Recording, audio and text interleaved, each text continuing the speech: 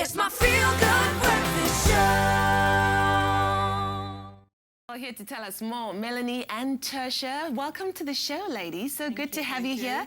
Tertia, what are some of the legalities around egg donation in South Africa for those of us who are really just wrapping our brains around this for the very first time? Egg donation is regulated by the National Health Act, and particularly there's a chapter on the artificial fertilizations of people. In summary, the regulations say that egg donation has to be anonymous in South Africa.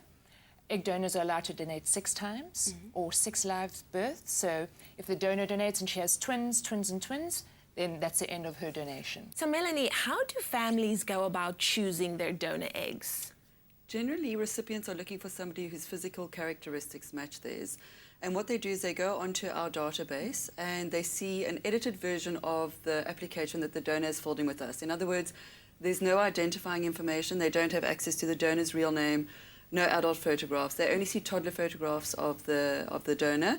And they're basically looking for somebody whose physical characteristics match theirs. So it's pretty simple. Now, is it only as a result of infertility that people approach IVF treatments, or are there some other reasons why people would do it? There's lots of other reasons. Most of our recipients come to us because of age.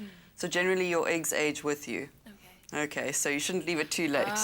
Okay, so the main reason is age, but there are other factors. Some women have cancer, and obviously they've had chemo and their body no longer produces eggs, so they need an egg donor. There's also HIV-positive recipients who would like to have a healthy baby.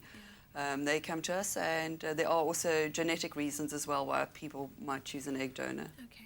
Now, Tertia, I know that you've gone through this process 9 times, 9 IVF treatments. Take us through that process, and are you using your experiences to help other women through this journey as well? I think I most certainly am using my experience. I have a lot of empathy with people who are struggling to have a baby and are unable to.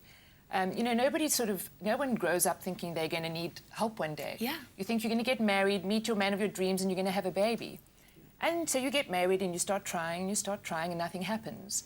And eventually, after trying for a while, we went to go see a doctor, still thinking all we needed was a few pills and you know, maybe 1 attempt. And then 9 attempts later.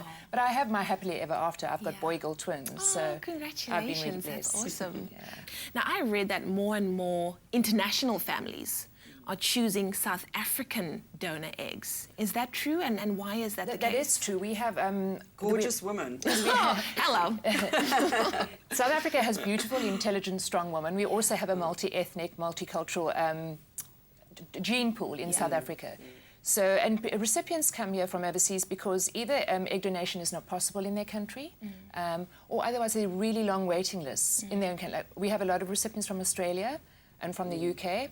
And they come and they have a holiday and then they do the IVF treatment here. We've got wonderful doctors and wonderful clinics here. It's very successful. Wonderful. I'm so happy that you're here today because, you know, just talking to you, I know that there are many families watching who just needed hope.